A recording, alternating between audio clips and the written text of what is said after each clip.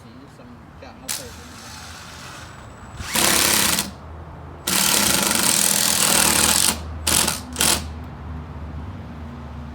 จะออกมาลักษณะนี้นะทีนี้ก็วางเบียร์วางอย่างลักษณะ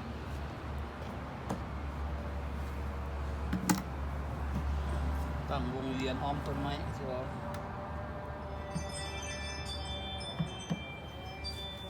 บนนั่งพักผ่อนลูกค้า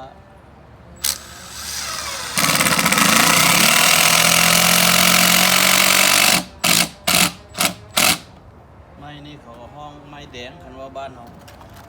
อันนี้ก็ห้องแรดพูดไม้พอปานกลางใส่ได้เอาไปคันว่าไม้ดีสุด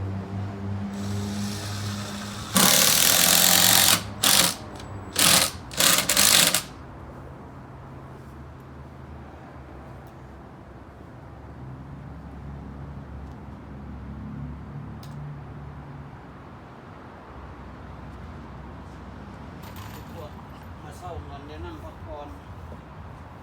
เพราะว่านี่มันเป็นเกสต์เฮาส์บ่อนเจ้ามาเศร้า